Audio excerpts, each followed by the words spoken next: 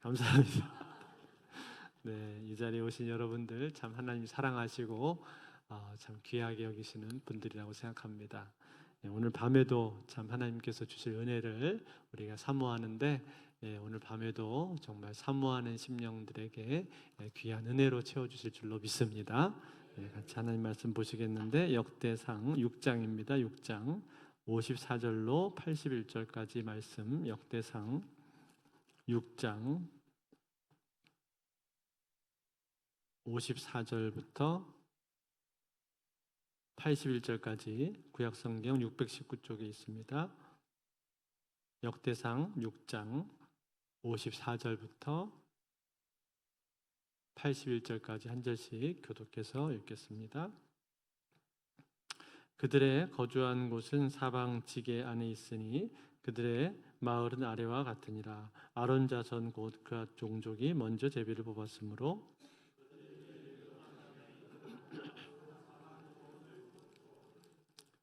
그러나 그 성의 밭과 마을은 여분네 아들 갈렙에게 주었으며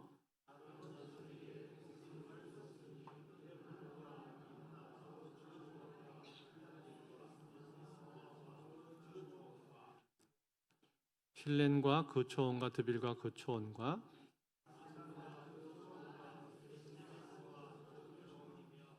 또 베냐민 지파 중에서는 게바와 그 초원과 알레멕과 그 초원과 아나돗과 그 초원을 주었으니 그들의 종족이 얻은 성이 모두 13이었더라.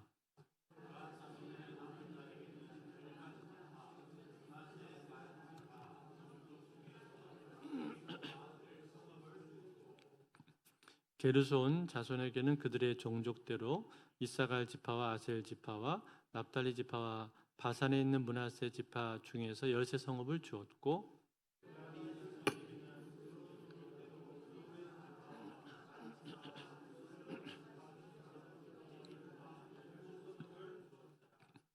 이스라엘 자손이 이 모든 성읍과 그 목초지를 레위 자손에게 주되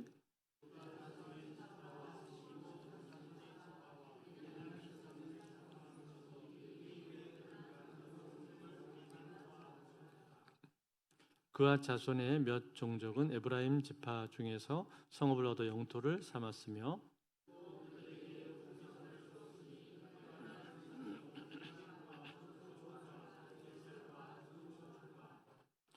용무암과 그 초원과 베토론과 그 초원과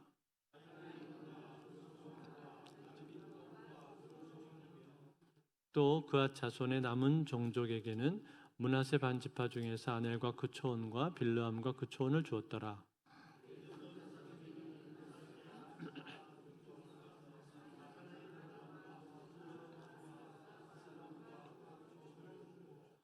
또 이사갈 지파 중에서 게데스와 그 초원과 다브랏과 그 초원과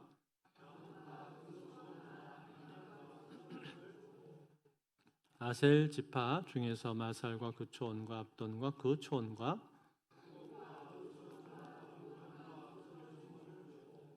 납달리 지파 중에서 갈릴리의 게데스와 그 초원과 암몬과 그 초원과 기랴다임과 그 초원을 주니라.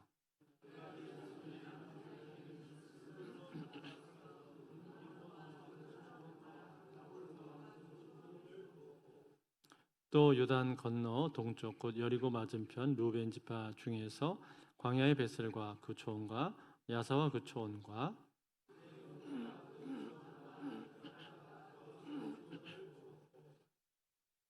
또 갓 지파 중에서 길라앗의 라못과 그 초원과 마하나임과 그 초원과 헤스본과 그 초원과 야셀과 그 초원을 주었더라. 아멘.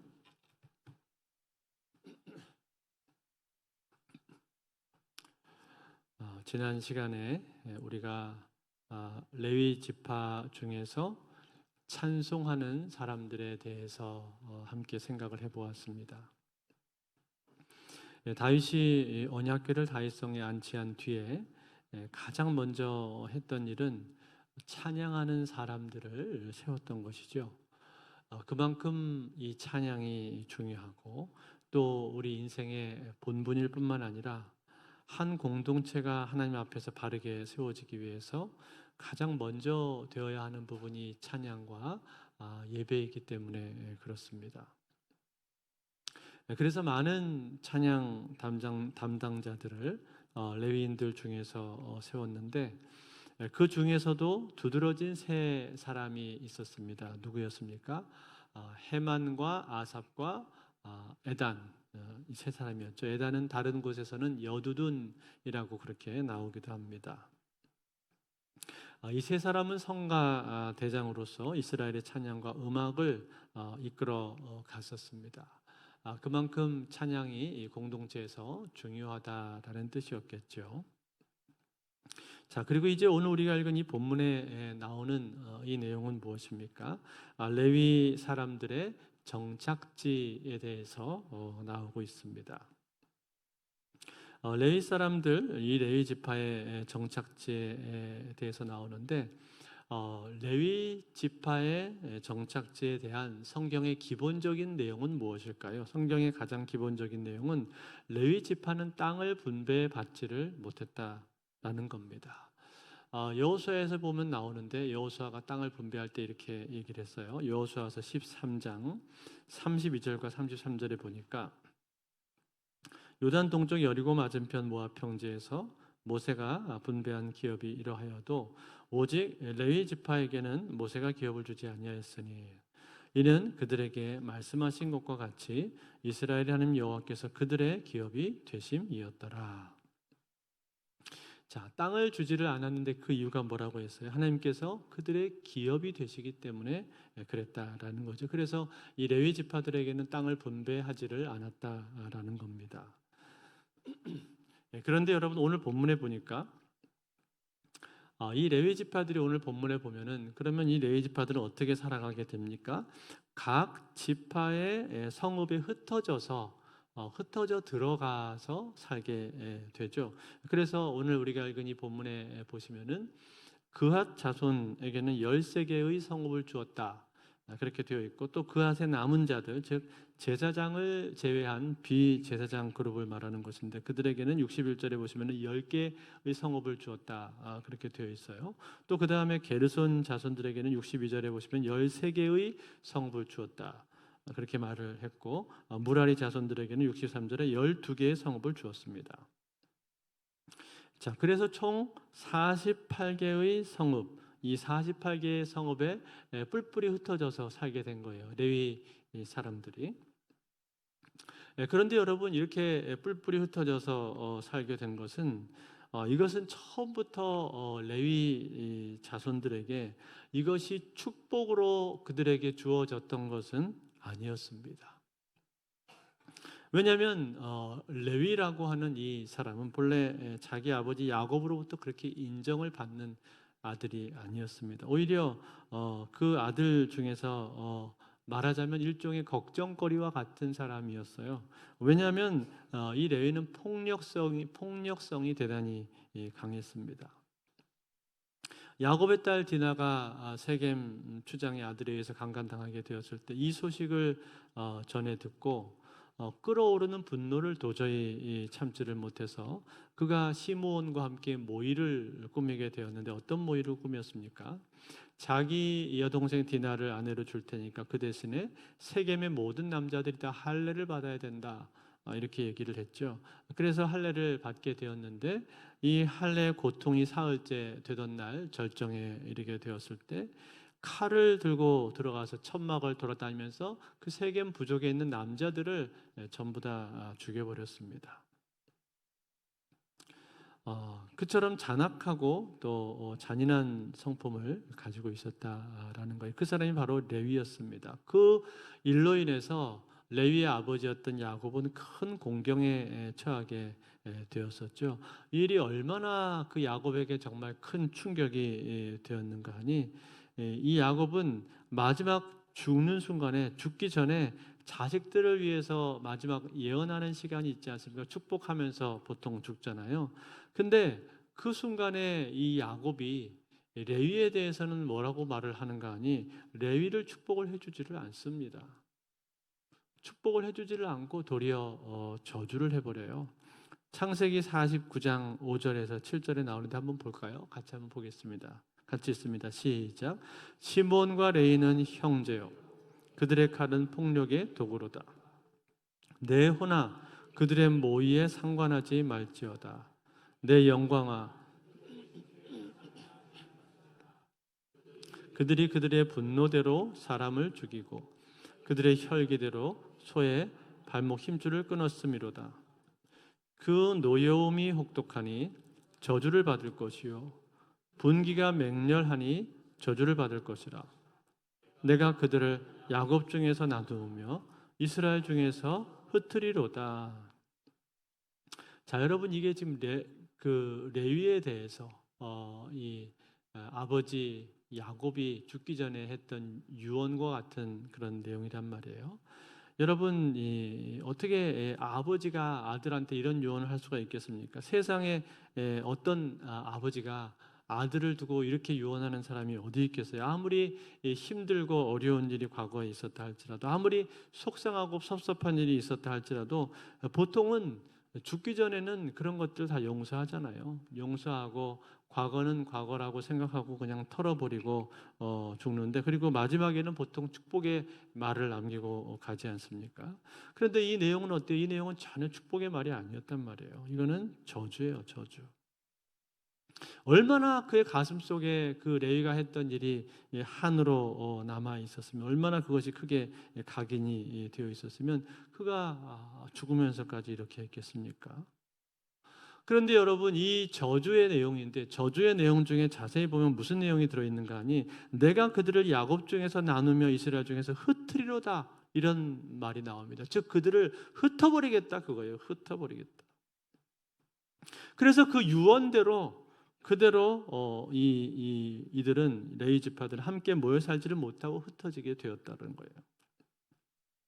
그러니까 여러분, 이 레위 지파에 있어서 흩어져 살게 된 것은 이게 축복이라고 말을 할 수가 있는 거예요? 그렇게 말할 수가 없는 거죠. 축복이라기보다는 이것은 저주라고 우리가 말을 해야 될 겁니다. 그런데 여러분, 참 놀라운 것은 무엇인지 아세요?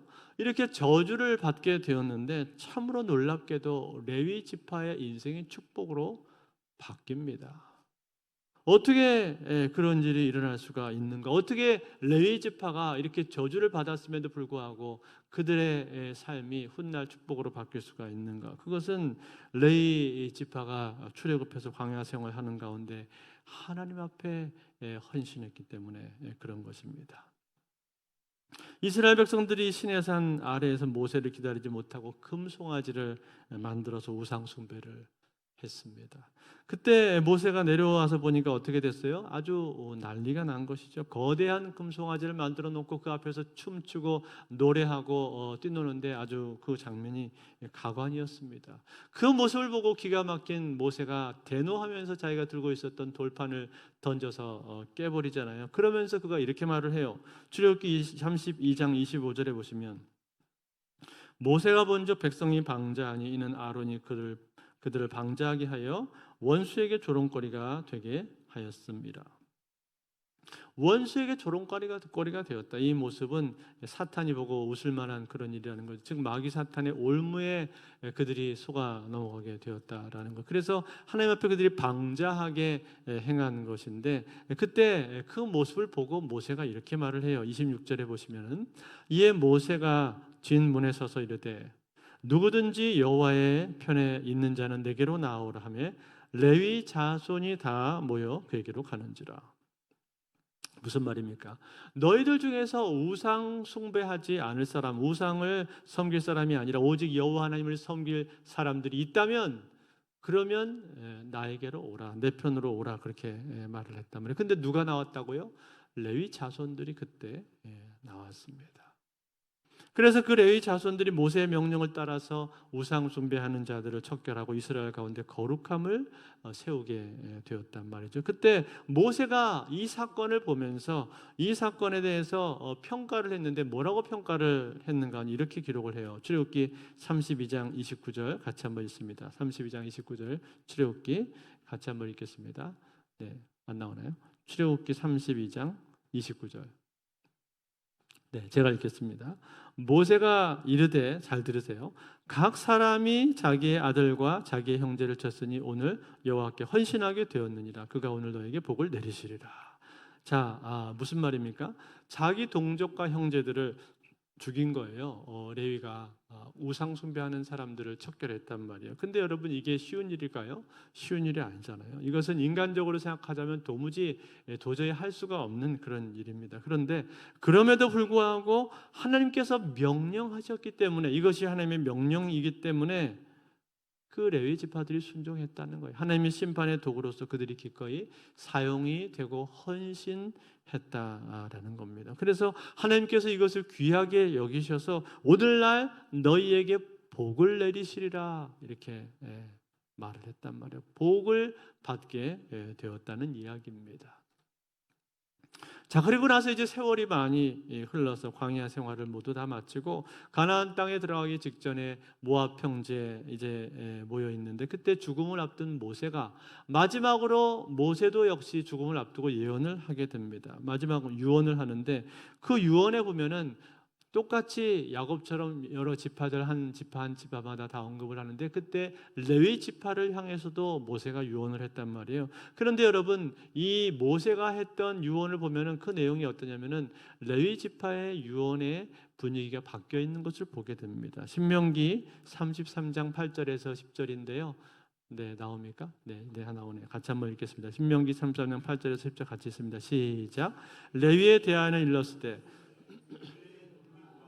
둠밈이 주의 경건한 자에게 있도다. 주께서 그를 마사에서 시험하시고 무리바 물가에서 그와 다투셨도다. 그는 그의 부모에게 대하여 이르기를 내가 그들을 보지 못하였다 하며 그의 형제들을 인정하지 아니하며 그의 자녀를 알지 아니하는 것은 주의 말씀을 준행하고 주의 언약을 지킴으로 말미암음이로다.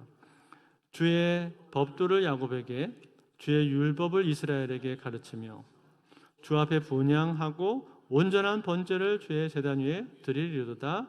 아멘. 자, 여러분, 지금 이 내용이 지금 무슨 내용일까요? 우림과 둠밈이 주의 경건한 자에게 있도다. 또 주 앞에 분향하고 온전한 번제를 드리로다. 이게 지금 뭘 말하는 거예요? 이건 지금 제사장을 말하고 있는 겁니다. 제사장으로서의 사명을 감당하는 모습을 지금 예언을 하고 있다, 그런 말이에요. 또 주의 법도를 야곱에게, 주의 율례를 이스라엘에게 가르친다, 그렇게 말했는데, 이건 뭐예요? 하나님 말씀을 이스라엘 백성들에게 가르치게 될 거다라고 그렇게 예언을 하고 있다라는 거예요. 그뿐만 아니라 자기 부모나 형제나 자녀들보다 더 하나님을 사랑할 정도로 그렇게 주의 말씀과 주의 언약에 헌신하게 될 것이다 라고 그렇게 예언을 했습니다. 이런 말씀을 했단 말이에요. 사랑하는 성도들, 이 내용이 어때요? 이 내용은 과거에 야곱이 했던 유언하고는 전혀 180도 지금 달라져 버린 것입니다. 과거에 야곱이 했던 예언은 거의 그건 저주였다고 말한다면, 지금 이건 모세가 지금 하고 있는 예언은 저주가 아닙니다. 이건 축복의 내용인 거예요. 다시 말해서 하나님께서 그 세월을 통과하면서 레위의 삶을 바꾸시고 레위의 운명을 바꿔버리셨다라는 거예요. 즉 과거에는 과격하고 폭력적인 성향으로 말미암아 저주를 받게 되었지만, 그러나 이제는 그것이 아니라 하나님 말씀에 겸손하게 순종함으로 말미암아 그가 하나님 말씀을 맡은 사람이 되었다라는 거예요. 말씀을 전하는 사람으로 바뀌게 되었다는 거예요. 할렐루야. 여러분, 이게 얼마나 놀라운 일입니까? 참 놀라운 일이에요. 여러분, 실제로 오늘 본문을 읽다 보면요, 이 레위 자손들이 곳곳에 흩어져 들어가서 사는 모습을 우리가 이제 보게 되는데, 이것이 그들에게 있어서는 저주가 아니라 축복이 된 것을 우리가 알 수가 있습니다. 왜냐하면 여기 나오는 이 48개의 성읍 중에서는요, 도피성이 6개가 있습니다. 도피성이 뭐예요? 이스라엘 백성들이 부지 중에 누군가를 살인하게 되었을 때 억울한 죽음을 면하기 위해서 그들을 보호하는 안전장치가 바로 도피성 아닙니까? 이 도피성이 6개가 있는데 이 6개의 도피성은 다 레위 지파들이 거하는 성읍이었다라는 거예요. 물론 여러분 이 48개의 성읍이 전부 다 레위인들만 살았던 것은 아닙니다. 다른 지파들이 역시 같이 함께 살고 있었습니다만, 그러나 예수 그리스도의 십자가를 상징하고 또 죄사함을 상징하는 이 도피성에 대한 그 관리가 이 레위 지파 사람들, 제사장들에게 있었다 그 말이에요. 그러니까 여러분 얼마나 복된 거예요. 얼마나 축복을 받은 것입니까? 그뿐만이 아닙니다.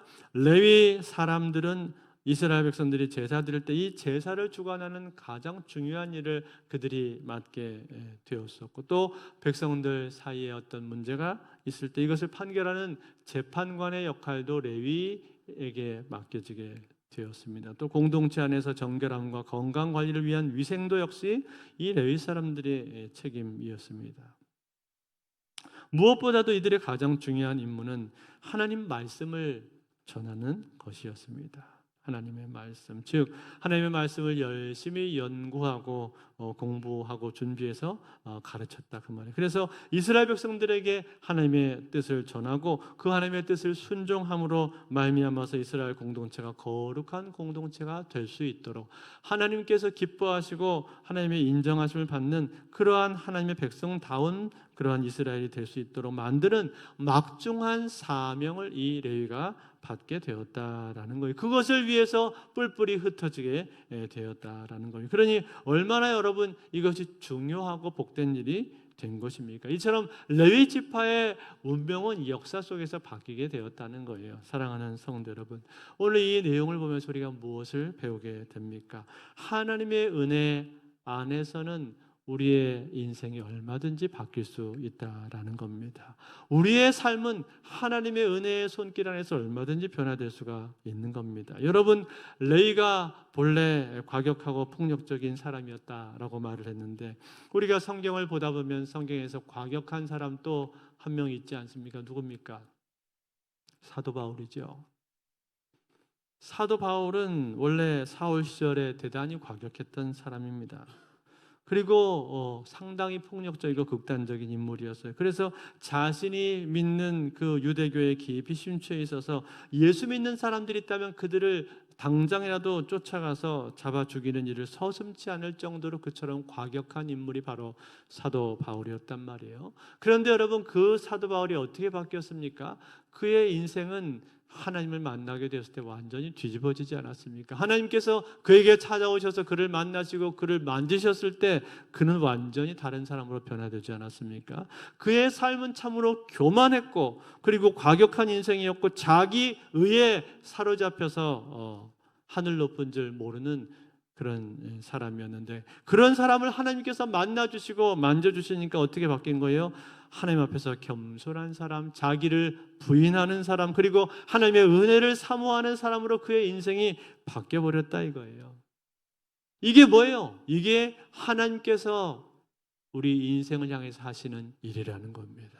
얼마든지 하나님께서는 사람의 인생을 다루실 수 있고 그리고 간섭하실 수 있고 그의 인생을 바꿀 수 있다는 걸, 운명을 바꿔버릴 수 있다는 겁니다. 사랑하는 성도 여러분, 오늘 이 자리에 있는 저와 여러분들도 마찬가지입니다. 저와 여러분들도요, 내 삶이 얼마든지 주 안에서 바뀔 수 있다는 사실을 믿으시기 바랍니다.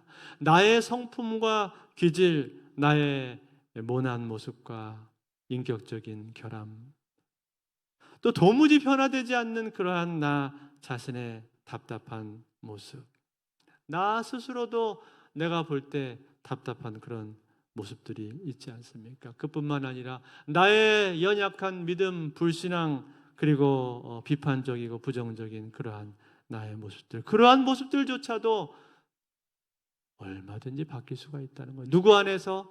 우리 주 예수 그리스도 안에서. 그런즉 누구든지 그리스도 예수 안에 있으면 새로운 피조물이라. 이전 것은 지나갔으니 보라 새 것이 되었도다. 그 말씀처럼 우리가 그리스도 안에 있는 한 우리의 삶은 날마다 바뀔 수가 있는 겁니다. 어제의 나와 오늘의 나는 전혀 다른 사람이 될 수가 있다는 거예요. 왜요? 왜냐하면 우리는 그리스도 안에 있으니까. 그리스도 안에서는 얼마든지 변화가 일어날 수가 있다는 거예요. 그러므로 사랑하는 성도 여러분, 오늘 우리는 이 밤에 나를 만지시고 나를 변화시키고 나를 새롭게 하실 그 하나님의 손길을 기대하며 하나님을 바라보실 수 있기를 바랍니다. 그리고 그 손길을 의지하면서 기도하십시오. 주여, 나를 변화시켜 주옵소서. 내 믿음이 너무나도 약합니다. 내 기질이 너무나도 답답합니다. 내 성품이 못마땅하기가 그지없습니다. 아니, 내 삶의 환경도 너무나 어렵습니다. 주여, 도와주소서. 그것이 무엇이 되었든지 간에 하나님 앞에 그 문제를 가지고 나오십시오. 그러면 그리스도 안에서 우리는 새로운 피조물이 될 수 있다는 거예요. 뿐만 아니라 나를 바꾸실 수 있는 하나님께서는 내 VIP도 바꾸실 수 있을 줄로 믿습니다. 여러분이 작정한 VIP, 기도하고 있는 그 VIP, 그들도 역시 하나님께서 바꾸실 수 있는 거예요. 그의 마음이 강팍하다고 할지라도, 관심이 없다 할지라도 우리가 기도하면 그리스도 안에서는 변화될 수가 있는 겁니다. 그의 마음도 바뀌고 상황도 바뀌어서 이 자리에 올 수가 있는 거예요. 그러므로 사랑하는 성도들, 오늘 이 밤에 우리는 하나님 앞에 나와 기도하면서 하나님께서는 모든 인생을 새롭게 하시는 분이다라는 사실을 분명히 믿고 그 확신과 믿음 가운데 기도하실 수 있기를 바랍니다. 이 귀한 은혜가 오늘 밤에도 저와 여러분에게 함께 하시기를 주의 이름으로 축원드립니다.